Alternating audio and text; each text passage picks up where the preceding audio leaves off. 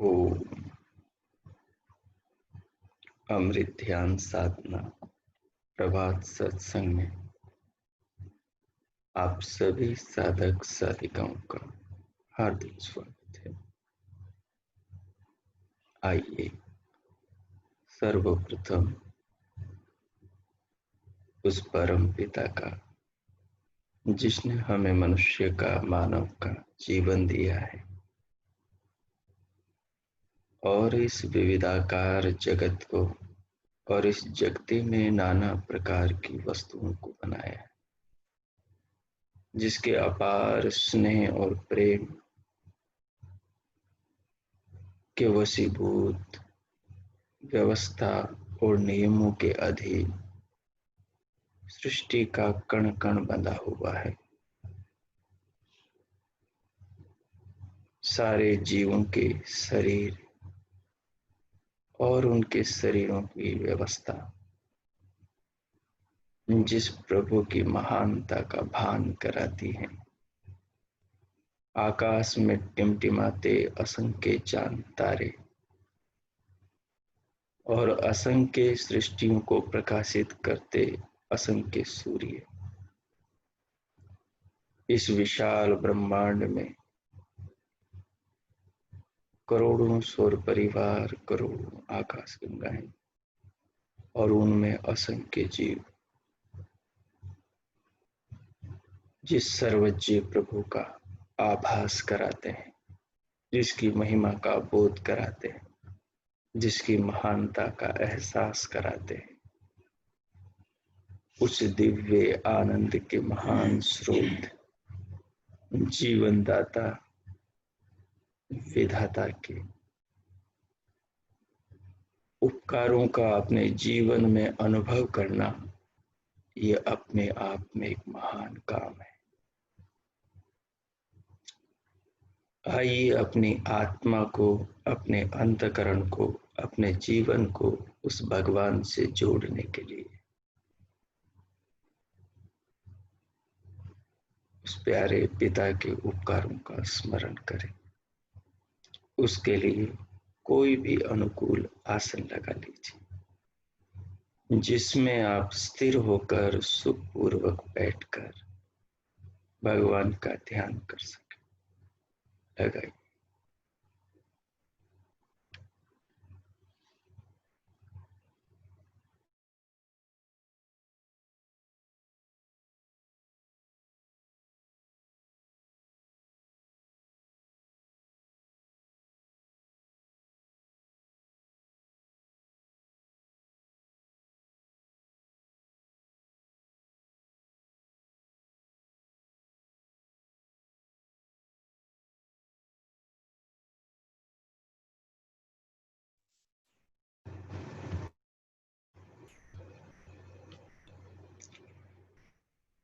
आसन लगाकर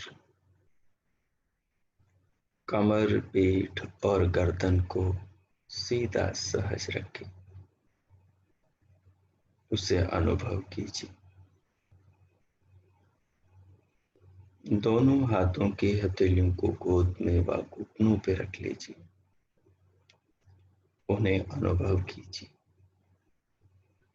दोनों नेत्रों को, पलकों को बंद रखिएगा। बंद रखते हुए उन्हें सहज कीजिए। सहजता के साथ उन्हें महसूस कीजिए।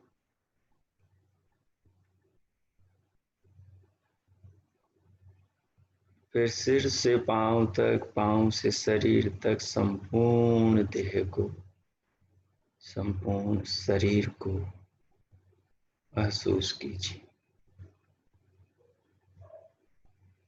अपने मनस्तत्व को, मन को पूरी देह पर फैला दीजिए। ये आपके संकल्प का अनुसरण करता है। आपने इच्छा की नहीं कि मन वहां पहुंच गए। पलक झपकते देर नहीं लगती वहां पहुंचते इसे।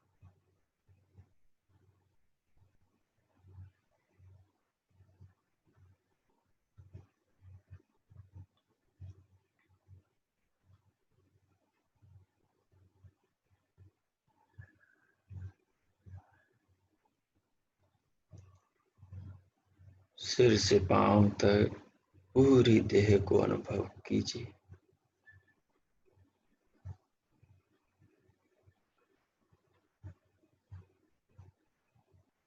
अनुभव करते हुए भीतर से दिव्य दृष्टि, दिव्य प्रकाश को देखें।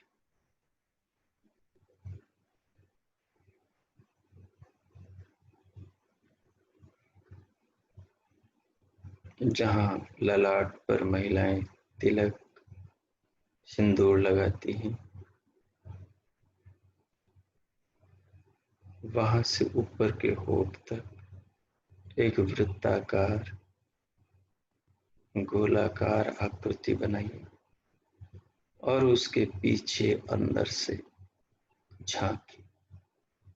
घर में रोशनी ना हो, आंखें पूरी तरह बंद हो।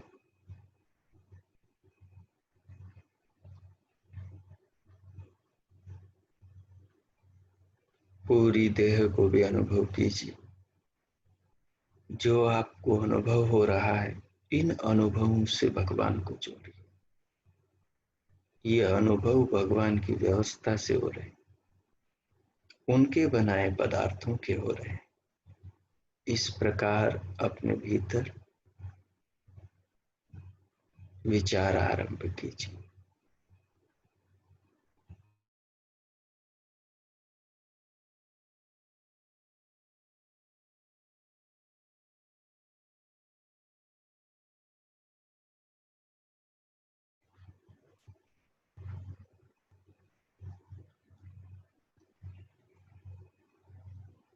फिर उसी मन को दोनों कानों के भीतर के दिव्य आकाश से जोड़ दीजिए और भीतर के आकाश से जोड़कर दिव्य श्रोत्र अर्थात नाद को सुनिए।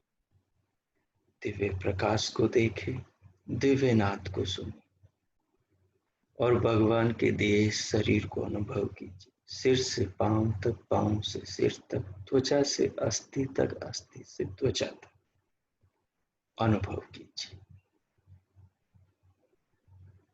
इस अनुभव के साथ भगवान को जोड़ दीजिए। दिव्य प्रकाश में आपको जगमगाते हुए चांद सितारे दिखाई दे, तारों के जैसी जगमगाहट दिखाई दे,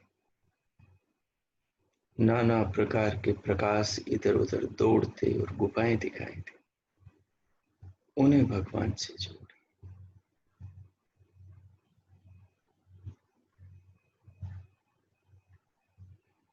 दिव्य नाद की मधुर ध्वनि को, जो कि हमारे शरीर के भीतर के सारे यंत्रों से निकल रही है, जैसा कि बाहर इस ब्रह्मांड में भी जितने पदार्थ उनसे निकलते, उसे भी भगवान की महिमा से उत्पन्न हुआ महसूस कीजिए और उसे सुनते हुए आनंदित कीजिए स्वयं कि भगवान की बनाई रचना, भगवान की बनाए आश्चर्यजनक पदार्थों की अद्भुतता को आप महसूस कर रहे हैं।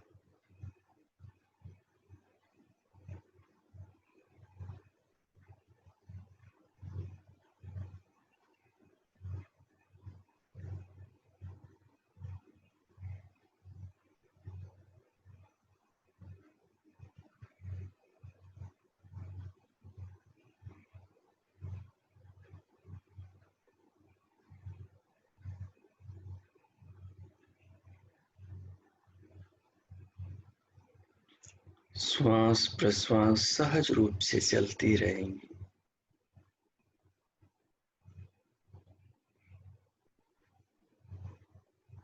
अब वाणी से प्रभु के ओम नाम का उच्च स्वर से उच्चारण करते हुए दोनों कानों से उस मधुर ध्वनि को सुनेंगे। आपको अपने ही होठों से निकलने वाली प्रभु के नाम की ध्वनि को सुनना है और उसमें स्वयं को डुबो देना है। ये होठ, ये कंठ, ये स्वर, ये नाद सब भगवान की व्यवस्था है। इसे इस ढंग से देखें आप। जिस मन से हम अभी सोच रहे हैं, मनन कर रहे हैं, जिन होठों से बोल रहे हैं, जिन कानों से सुन रहे हैं, ये सब भगवान की महिमा है। जो वस्तुएं माता पिता ने और हमने नहीं बनाई, शरीर और शरीर के भीतर की, और इस दुनिया में, इस जगत में जो मनुष्यों के द्वारा निर्मित नहीं, वो सब भगवान के द्वारा निर्मित है। और जो मनुष्यों के द्वारा निर्मित है, वो भगवान की व्यवस्था, भगवान की दी शक्ति और सामर्थ्य से मनुष्य द्वारा निर्मित है। तो सब में अंततोगत्वा महिमा परमात्मा की, उसे महसूस करें। पहले ओमकार का, प्रभु नाम का उच्चारण वाणी से करेंगे। उसके बाद स्वयं को सामान्य करके, सहज करके, एक दो श्वास प्रश्वास ले छोड़कर फिर मानसिक जप। जब आप मानसिक जप करेंगे तो मानसिक रूप से उत्पन्न भीतर भगवान के ओमकार को सुनेंगे और उसमें पूरे देह को, संपूर्ण भावनाओं को लीन अनुभव से महसूस करें। ये अलग अलग स्तर पर अनुभव होंगे और ये अनुभव धीरे धीरे बदलते भी जाएंगे। जो जो आपके एकाग्रता अधिक होगी, सूक्ष्मता बढ़ती चली जाएगी, त्यों त्यों अंदर शरीर के भीतर नए नए रहस्य खुलने लगेंगे। ये सब अनुभव आदि करते हुए, दिव्य प्रकाश और दिव्य नाद सुनते हुए, सिर से पांव तक पूरी देह को अनुभव करते हुए, भगवान के नाम में स्वयं को अनुभव, लीन अनुभव करते हुए और इन सारी चीजों को भगवान की महिमा अनुभव करते हुए आपको स्वयं को इन सब चीजों से जुड़ा हुआ महसूस करना है। इस सारे अनुभव का अपने आत्मा को दृष्टा महसूस करना है। इतनी बातों में से जितना भी संभव हो, जितना भी सहज आपके समझ में आ रहा हो, उतने में भी अपने आप को आनंदित महसूस करना है। आइए प्रारंभ करते हैं।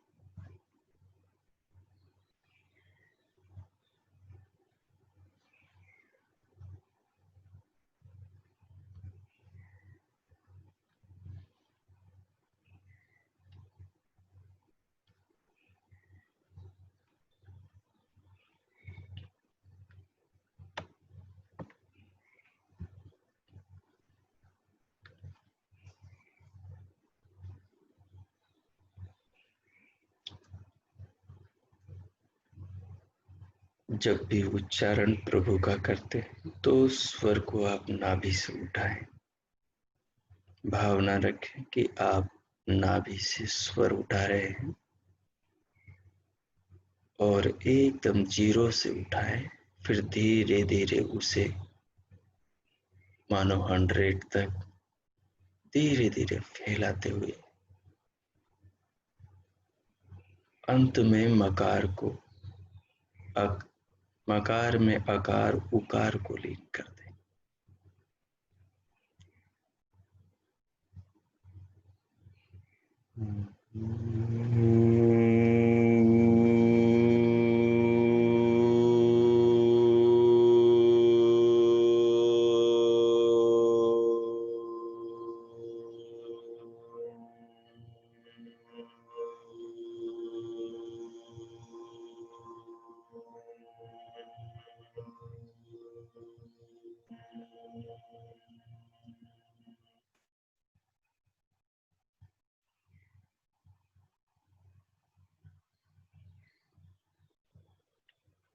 उच्चारण के बाद देह के साथ स्वयं को महसूस करें। फिर एक दो सामान्य श्वास लेकर स्वयं को सहज करें। फिर उसके बाद मानसिक जप आरंभ करें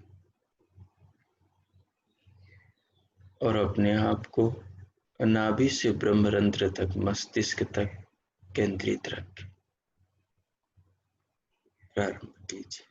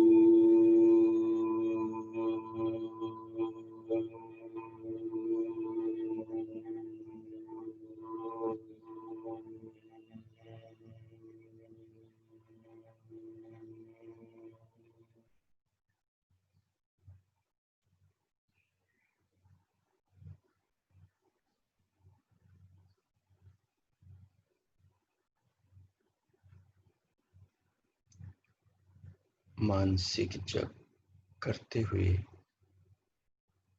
श्वास को पूरा बाहर निकाल कर भी कर सकते हैं आप। श्वास को भीतर भर के भी कर सकते हैं, या एक बार श्वास को भर के दूसरी बार श्वास को निकाल कर। जैसे भी सुविधा हो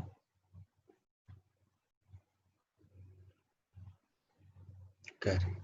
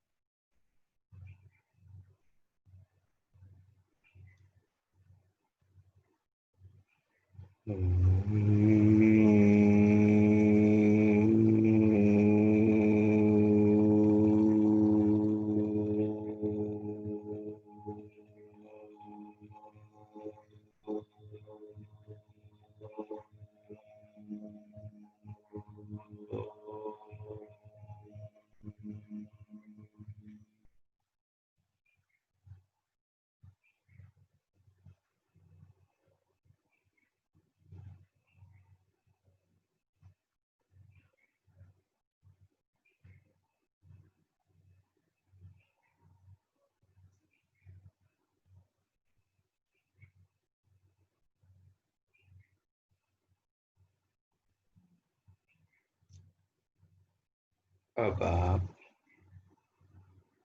बिना विचार किए केवल ओमकार को पूरी देह में मानसिक रूप से महसूस करें। मानस जप करते हुए जप के साथ साथ सिर से पांव तक पूरी देह को अनुभव करें और कानों में दिव्य नाद को सुने और दृष्टि पटल के पृष्ठ भाग में दिव्य प्रकाश को देखें। ये भगवान की महिमा है, ये भगवान का प्रसाद है। इस समय जो खुशी मिल रही है, ये ध्यान में परमात्मा के समीप आने का परिणाम है। इसे अनुभव कीजिए, कुछ मत सोचिए, बस ये 2-3 चीजों का अनुभव कीजिए। शांत होकर, भीतर से मौन होकर, केवल भगवान का जप मानसिक रूप से उसे महसूस कीजिए।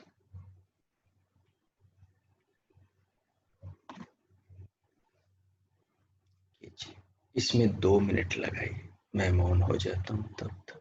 ओम।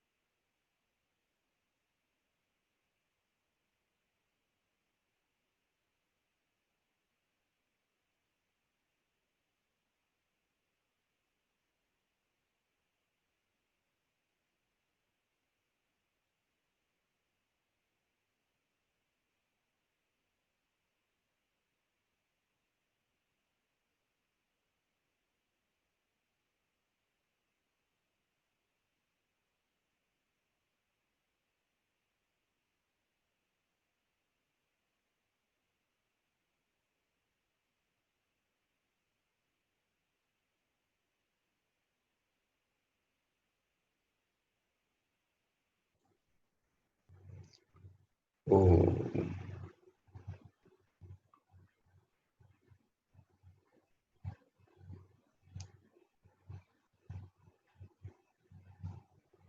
इस प्रकार जैसी भी आपकी अभी स्थिति बनी हुई है, इसे अनुभव करते जाइए, इस स्थिति को बनाए रखें।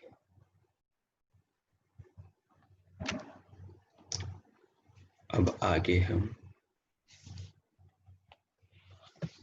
भगवान के वेद अनुसार स्वरूपवाचक, स्वरूप के बोधक शब्दों के द्वारा ध्यान में चिंतन करेंगे।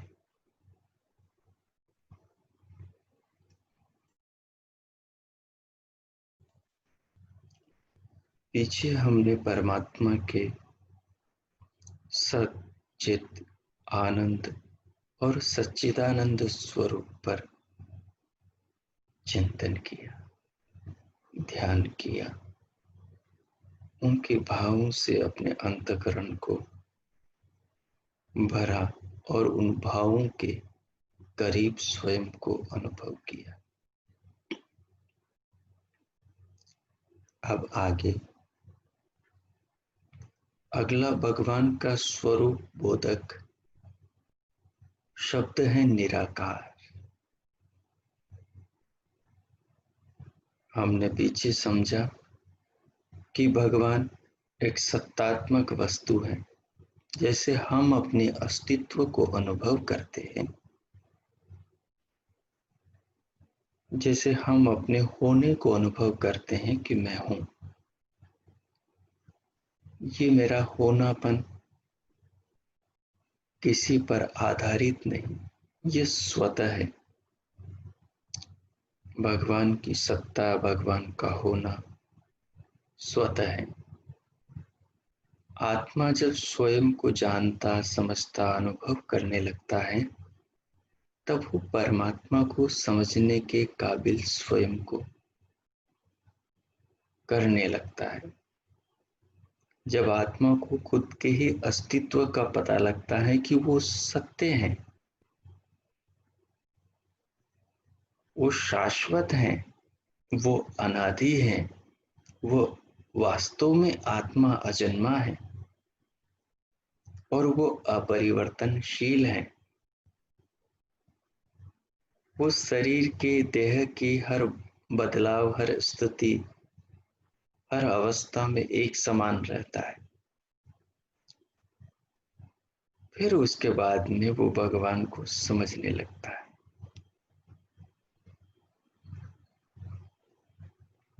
तो इसलिए प्रभु को जानने से पहले आत्मा को जानना जरूरी होता है। इसलिए ही पहले ऋषियों ने अनुभव किया और मार्गदर्शन किया कि पहले संप्रज्ञात समाधि के द्वारा आत्मा को बौद्धिक रूप से अच्छी तरह जान लिया जाए। उसके बाद असंप्रज्ञात समाधि में परमात्मा की कृपा और व्यवस्था से आत्मा आत्मा को जानता है, बिना किसी की सहायता के।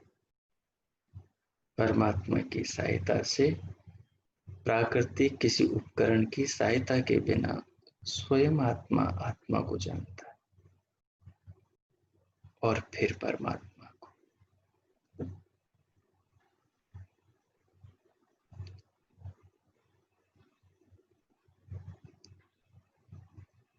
इसलिए प्रयास करना जरूरी है कि हम हमारी सत्ता, हमारी अपनी निजता की अनुभूति कैसी होती है, इसके लिए प्रयास करना जरूरी है।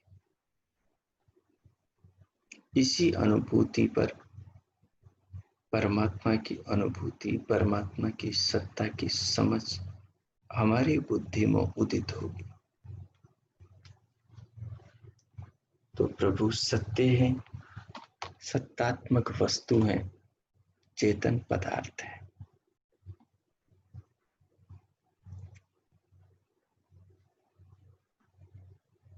और वो आनंद स्वरूप है, आनंदमय है।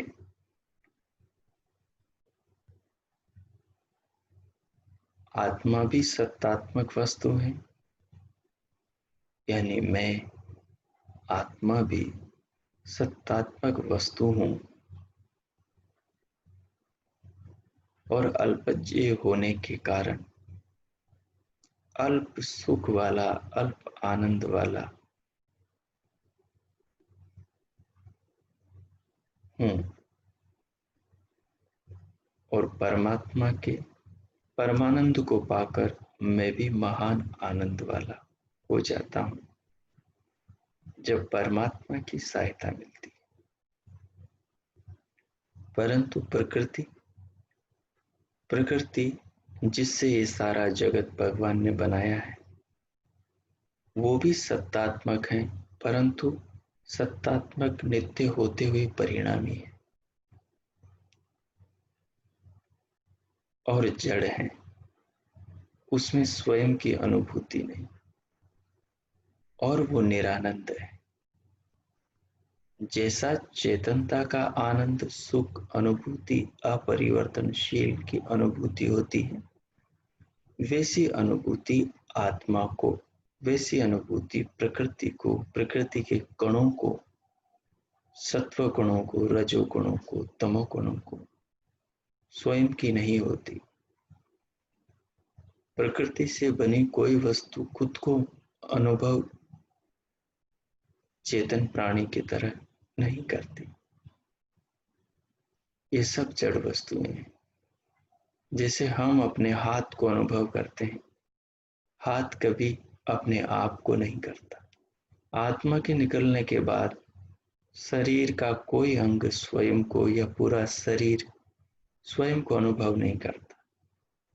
किसी व्यक्ति के पूछने पर वाणी से शरीर बोल नहीं पाता, हिलाने पर शरीर उठ नहीं पाता, क्योंकि शरीर का प्रयोक्ता आत्मा है।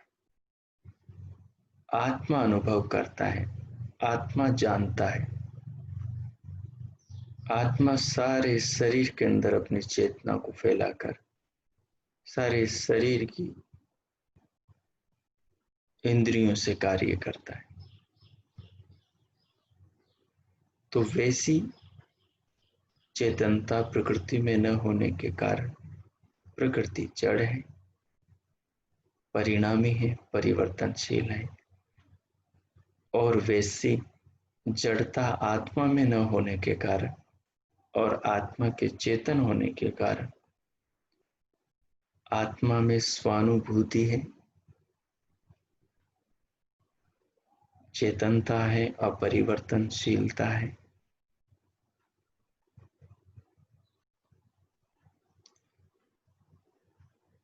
अब आत्मा और परमात्मा दोनों के अंदर निराकारता है, दोनों आकार से रहित है। प्रकृति जैसा आकार दोनों का नहीं है।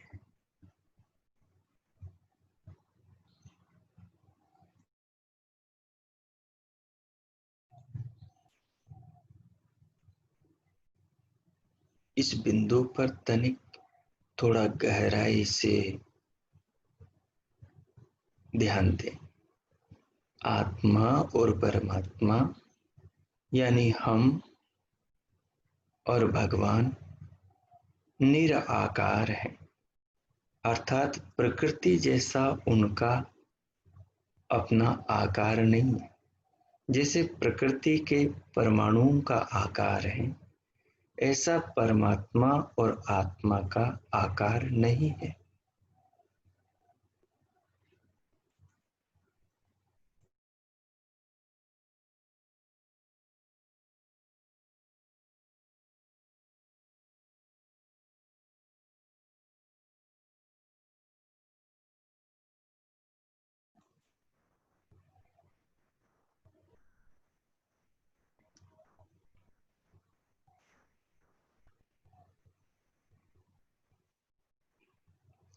जैसे प्रकृति में गुण है, सत्व गुण, रजोगुण, तमोगुण, ये तीनों असंख्य जो प्रकृति के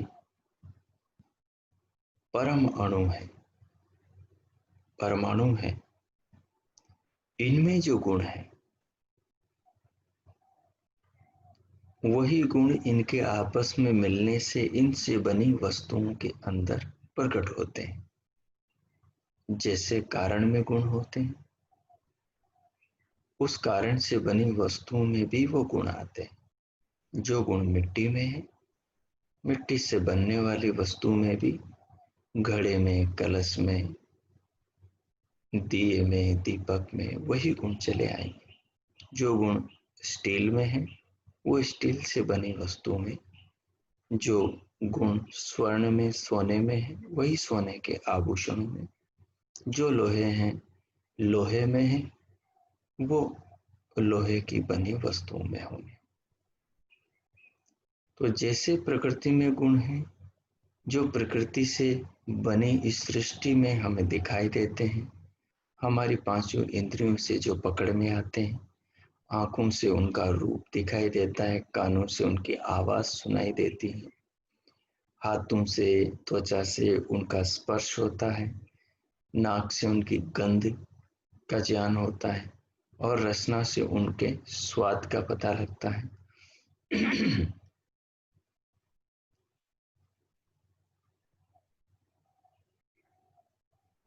उस प्रकार की वस्तु आत्मा और परमात्मा दोनों नहीं। तो प्रकृति वाली आकारता, प्रकृति वाला आकार, प्रकृति से निर्मित जगत वाला आकार, या प्रकृति के जो गुण हैं, रंग, रूप, भार, आकार, प्रकार, वो सारी चीजें आत्मा और परमात्मा में नहीं है। स्वरूपतः दोनों तत्व प्रकृति से भिन्न है। आत्मा को अणु स्वरूप कहा गया, परमात्मा को अत्यंत सूक्ष्म कहा आत्मा से भी, और परमात्मा को महान से महान कहा आत्मा से, और आत्मा को अणु कहा। कैसा अणु? प्रकृति के अविभाज्य कण, अंतिम परमाणु जैसा अणु आत्मा नहीं है।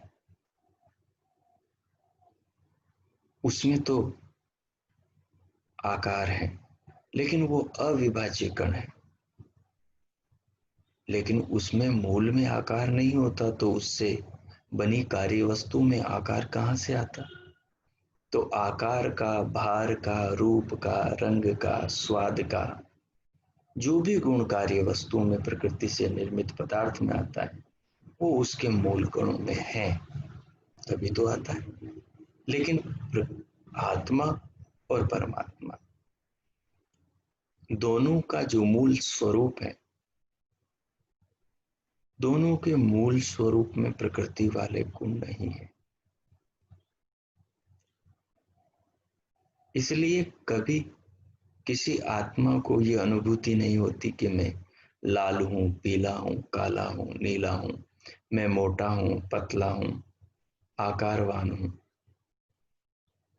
हाँ, जब शरीर को भ्रांति से, अज्ञान से आत्मा आत्मा मान लेता है, तो वो शरीर को फिर आत्मा मानकर कहता है मैं स्त्री हूं, मैं पुरुष हूं, मैं मोटा, पतला, लंबा, नाटा, ऐसा वैसा हूं। लेकिन ये आत्मानुभूति नहीं। आत्मा में प्राकृतिक कोई गुण नहीं है। आत्मा प्रकृति से भिन्न है। हाँ, प्रकृति जैसे सत्तात्मक वस्तु है, वैसे आत्मा भी सत्तात्मक है, लेकिन प्रकृति परिणामी है और जड़ है, आत्मा चेतन और अपरिणामी है, परमात्मा चेतन और अपरिणामी। तो आत्मा के अंदर मूल में प्रकृति वाले कोई गुण नहीं। आत्मा को सूक्ष्म कहा। कितना सूक्ष्म? सिर का एक बाल निकालो, उस बाल के 100 टुकड़े कर दो, उन 100 टुकड़ों में से एक टुकड़ा उठाओ और उस एक टुकड़े के भी फिर से 100 टुकड़े कर दो और उस 100वें टुकड़े को मानो हाथ से जमीन पे छोड़ दो और उसके बाद में उसको ढूंढो। मिलना आसान होगा, बाल का मिलना ही कितना आसान होता है, तो उस टुकड़े का मिलना तो कितना मुश्किल है। बाल का मिलना कितना मुश्किल होता है, तो टुकड़े का मिलना तो कितना मुश्किल है। इसी प्रकार प्रकृति के अंदर, शरीर के अंदर, इंद्रियों के अनुभवों के पार उस अपनी आत्मा को खोजना उतना ही दुर्गम में और मुश्किल काम है। यहाँ पर आत्मा को अणु कहा, लेकिन अणु का मतलब ऐसा नहीं कि परमाणु जैसा आत्मा है। अणु का मतलब ये है कि आत्मा इतना सूक्ष्म है कि जैसे बाल के, एक बाल के 100 टुकड़े और 100वें टुकड़े के भी 100 टुकड़े किए हो और उनमें से फिर जो 100वां टुकड़ा है मानो उसको खोजने के समान, उसको जानने, समझने, पकड़ने के समान आत्मा को पहले बुद्धि से, परमात्मा से प्राप्त, ऋषियों से प्राप्त विवेक ज्ञान से खोजा जाता है। ध्यान से, समाधि के द्वारा जाना, समझा, अनुभव किया जाता है। फिर आत्म तत्व समझ में आता है। फिर आत्मा की अनुभूति होने के बाद कि मैं हूं, कैसी अनुभूति होती है? मैं हूं, अस्मि इति, अपने होने की सत्ता की अनुभूति होती, न कि ऐसा होता है कि मैं अणु के जैसा हूं,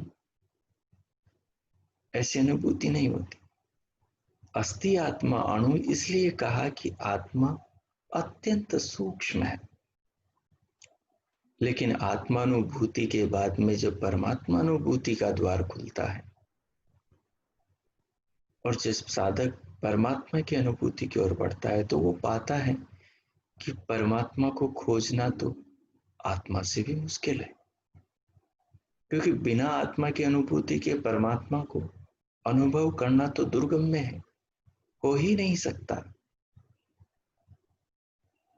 जब आप अपने मुंह की गुड़ की डली के स्वाद को जानते हैं तभी आपको पता लगता है दूसरे को गुड़ कैसा लगता है। आपको कितनी ही किताबें पढ़ाते रहे, कितने शास्त्र पढ़ाते, कितने भाषण दे, परंतु गुड़ का स्वाद कैसा है, गुड़ की मिठास कैसी है, उसका मालूम तो तभी चलेगा जब गुड़ की डली आपके मुख में आ जाए। गुड़ का स्वाद अन्य किसी वस्तु के जैसा, किसी खाद्य पेय पदार्थ की तरह नहीं, वो तो केवल गुड़ में। तो दुनिया में आत्माएं असंख्य हैं, लेकिन किसी को अपनी आत्मा का अनुभव हुआ है, उससे हमें अपनी आत्मा का अनुभव नहीं होगा। उसको हुआ है, वो उसकी आत्मा का अनुभव उसने किया है, लेकिन उसको इस चीज का एहसास हो जाएगा कि बाकी आत्माएं कैसी। जैसे आपने गुड़ को चखा तो आपको पता लग गया कि गुड़ का स्वाद कैसा होता है, तो सबको गुड़ का स्वाद ऐसा ही लगेगा। वैसे ही जब मुझे अपनी आत्मा का अनुभव होगा तब ये भी स्पष्ट हो जाएगा कि सब दुनिया की आत्मा को जब अपना अनुभव होगा तो कैसा होगा। वहीं से परमात्मा को जानने का द्वार खुलता है। इसलिए संप्रज्ञात में आत्मा की अनुभूति बुद्धिगम में होती है, असंप्रज्ञात में प्रथम आत्मा की अनुभूति ईश्वरीय व्यवस्था से बिना बुद्धि के सहयोग के और फिर परमात्मा अनुभूति होती। तो परमात्मा असीम से असीम है और आत्मा से भी ज्यादा सूक्ष्म, यानी जानने में आत्मा से ज्यादा सूक्ष्म है। और जानने पर ही ये एहसास होता है कि वो परमात्मा आत्मा से बहुत ज्यादा विशाल है, विराट है, असीम है। क्योंकि आत्मा स्वयं की अनुभूति करता है तो उसमें ससीमता होती है, लेकिन आत्मा जब आत्मानुभूति के बाद परमात्मा की अनुभूति में जाता है तो उसकी असीमता उसे अनुभव होती है। इसलिए परमात्मा को कहा कि वो सूक्ष्म से भी सूक्ष्म, आत्मा से भी सूक्ष्म है, और कहा वो असीम है, महान से भी महान है। यही निराकारता का अर्थ है। निराकार का अर्थ ऐसा नहीं जैसा लोग मानते हैं।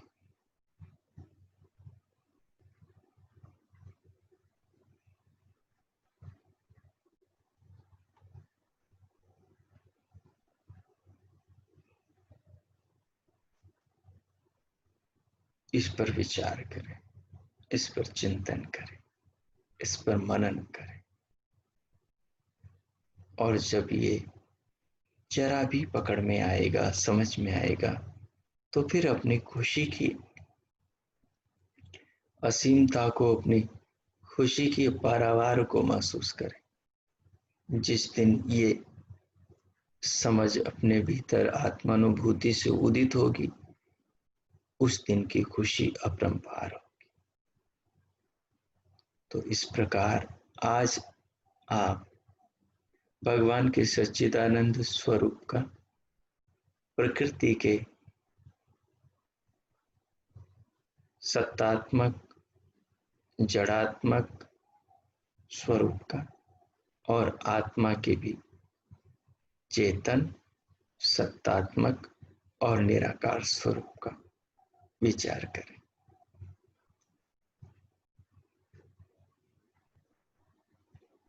अब आज के प्रयोग के साथ जो आपकी अनुभूतियां बनी हैं और जो समझ बनी है, उसे महसूस करते हुए 1 मिनट में मौन हो जाता हूं, और आप भगवान का मन ही मन धन्यवाद करें। प्रभु के प्रति हृदय से अगाध श्रद्धा, समर्पण, धन्यवाद प्रकट करें, कृतज्ञता प्रकट करें, और उन्हें कहें कि हे प्रभु, हम बच्चों पर ऐसी कृपा करो कि हम कभी भी जाने अनजाने में भी गलत रास्ते पर न जाएं। हमें ऐसी बुद्धि, ऐसी समझ दो, हमारी जुबान पर अपने ज्ञान की सरस्वती को हमारी बुद्धि में बिठा दो, कि हमारी जिह्वा से वो ही निकले जो सत्य के स्वर में मिला हो, जो सत्य के अनुकूल अनुसरण करने वाली बात हो। हे प्रभु, हमारा जीवन जाने अनजाने में भी कभी वेद पद के विरुद्ध, ऋषि मुनियों के बताए मार्गों के विपरीत न जाए। जैसे सूर्य और चंद्रमा जीव मात्र के कल्याण के लिए निरंतर गति करते हैं और सर्व जीवों को प्रेरित करते हैं कि वो भी सबके कल्याण के लिए जिएं। यही भाव हमारे जीवन में उदित हो, और ये चीज हमारे जीवन में व्यवहारिक हो जाए। इस प्रकार भगवान से प्रार्थना करें। ओ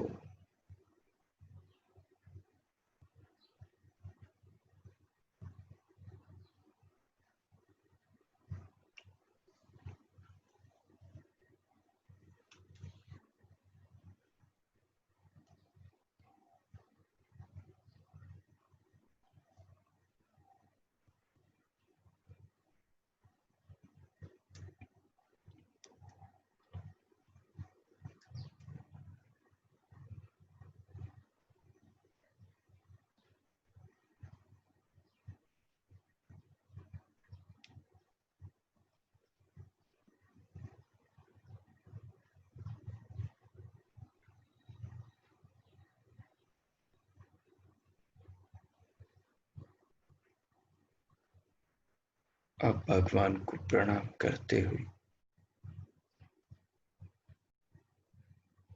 उनकी कृपा, उनके प्रेम को, उनके दिए जीवन, उनके दिए शरीर को शरीर के रूप में मिले भगवान से इस आशीर्वाद को महसूस करते हुए शांति पाठ करेंगे।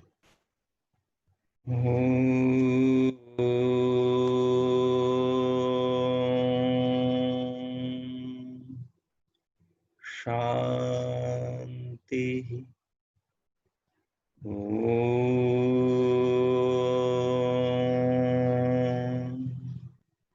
शांति।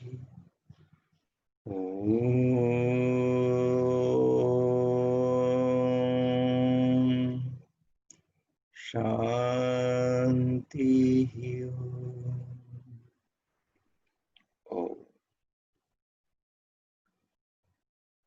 पूरी देह को महसूस करें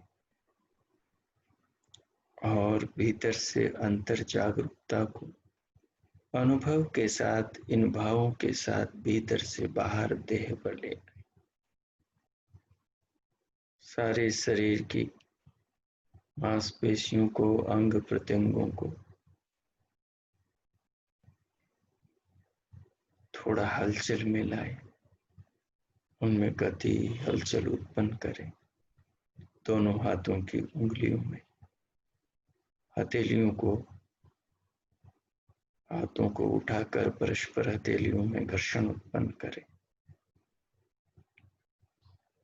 और उष्ण हथेलियों से पूरे मुखमंडल का स्पर्श करें।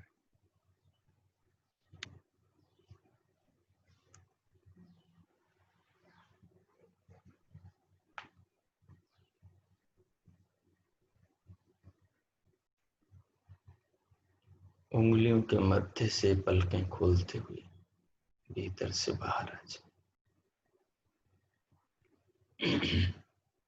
इति ओम। आप सबका आज का दिन शुभ हो, मंगलमय हो। परमात्मा सबका मंगल करे। प्रभु सबको अपने वेद मार्ग पर लेकर चलें और सबको प्रगति, सद्मति और जीवन में आत्मिक उन्नति प्रदान करें। इति ओम।